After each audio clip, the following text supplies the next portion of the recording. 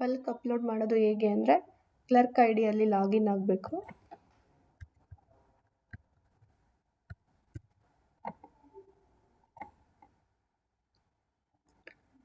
ಲೋನ್ಸಲ್ಲಿ ERP bulk upload ಅಂತ option ಇದೆ.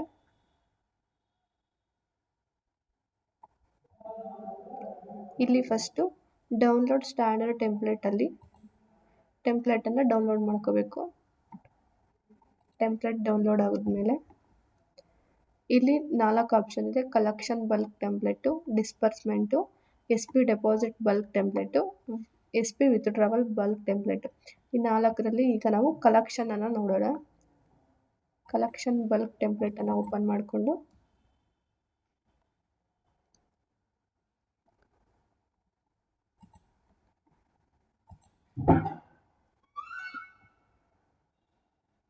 ಇದು loan collection template.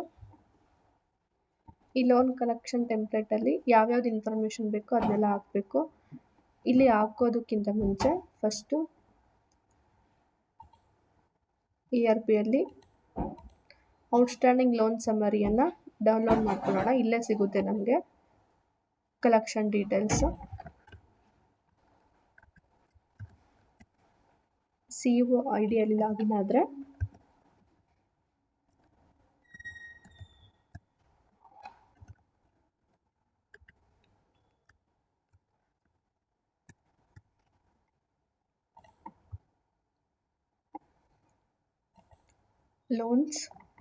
ಲೋನ್ಸಲ್ಲಿ report outstanding summary details, product normal KCC, purpose all, excel format ತಗೊಳ್ಳೋಣ.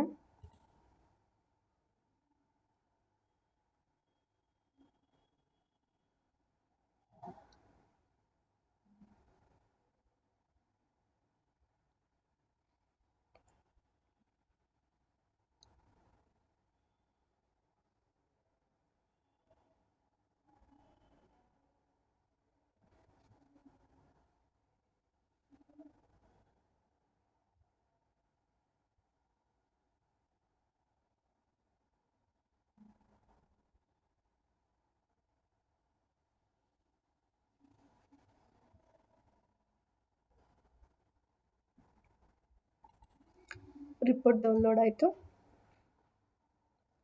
ರಿಪೋರ್ಟನ್ನು open ಮಾಡಿಕೊಂಡು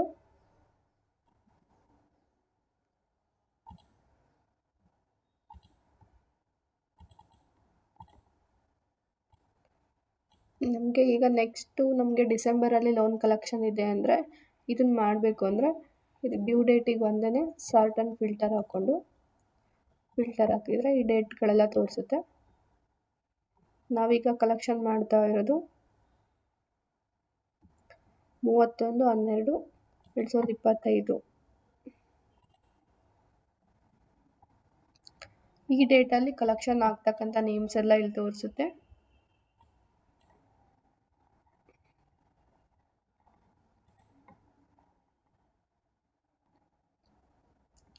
filter ಹಾಕಿದಾದ್ಮೇಲೆ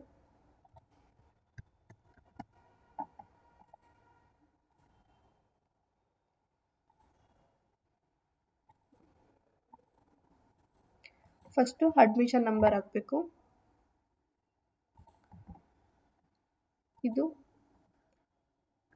ಮೆಂಬರ್ಸಿನ admission number ಆಗಿರುತ್ತೆ.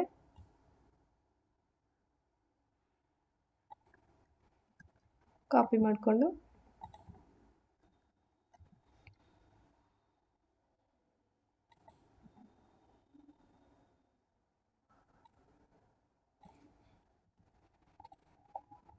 Admission number ಹಾಕಿ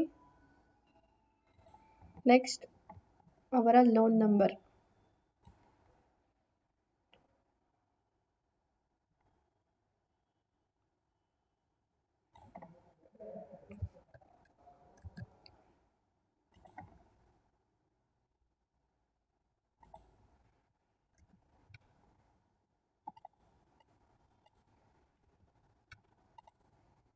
next member name,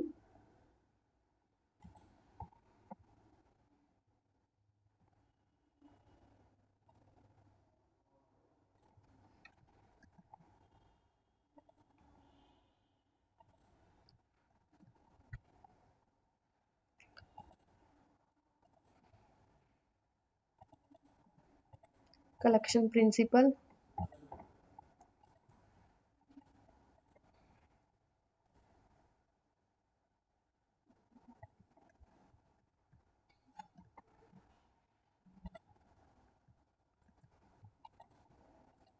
interest ಏನು collection ಮಾಡ್ತಾ ಇಲ್ಲ ಅಂದರೆ 0 ಹಾಕಿ.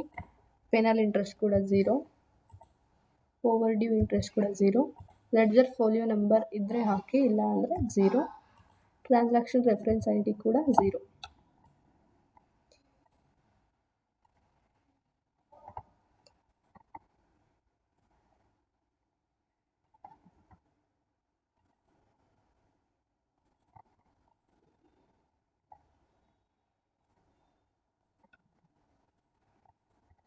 ಈ ರೀತಿ ನಾವು ಟೆಂಪ್ಲೆಟನ್ನು ಸೇವ್ ಮಾಡಿ ಇಟ್ಕೋಬೇಕು.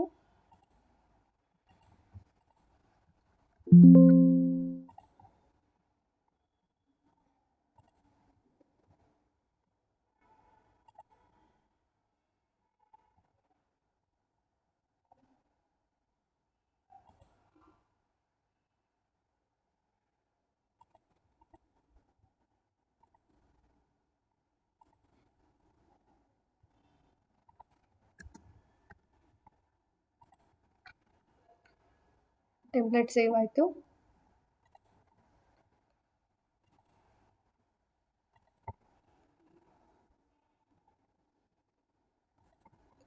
ಈ ಥರ ಟೆಂಪ್ಲೆಟ್ ರೆಡಿ ಆದಮೇಲೆ ಮತ್ತೆ ಕ್ಲರ್ಕ್ ಐಡಿಗೆ ಲಾಗಿನ್ ಆಗಬೇಕು.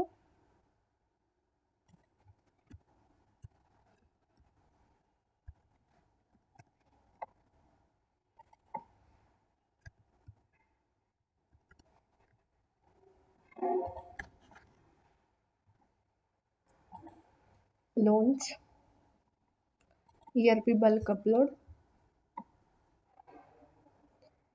ಇಲ್ಲಿ ಪ್ರಾಡಕ್ಟ್,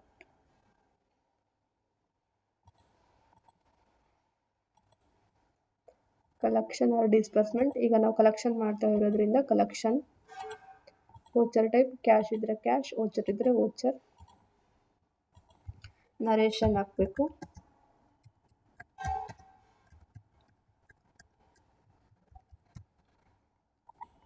ಈಗ ನಾವು ಆಗಲೇ ಟೆಂಪ್ಲೆಟನ್ನು ಸೇವ್ ಮಾಡಿ ಇಟ್ಕೊಂಡಿದ್ದೀವಲ್ವ, ಅದನ್ನು ಅಪ್ಲೋಡ್ ಮಾಡಬೇಕು.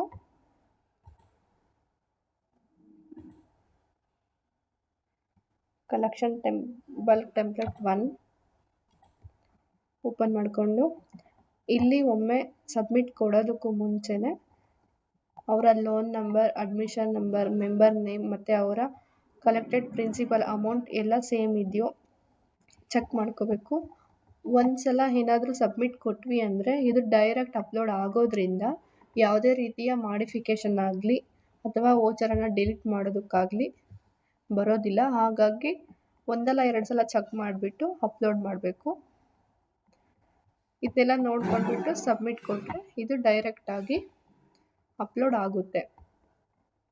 ಇದರಿಂದ ಕಲೆಕ್ಷನ್ ಮತ್ತು ಡಿಸ್ಬರ್ಸ್ಮೆಂಟ್ ಎರಡೂ ಕೂಡ ಈಸಿಯಾಗಿ ಆಗುತ್ತೆ. ಒಂದೇ ಸಲ 10 ಮೆಂಬರ್ಸ್ 20 ಮೆಂಬರ್ಸ್ ಎಷ್ಟು ಜನ ಇರ್ತಾರೋ ಅವರೆಲ್ಲರದ್ದು ಕೂಡ ಈ ಥರ ಡೀಟೇಲ್ಸನ್ನು ಹಾಕಿಬಿಟ್ಟು ಎಕ್ಸೆಲ್ ಫಾರ್ಮೆಟಲ್ಲೇ ಇರಬೇಕು ಫೈಲು.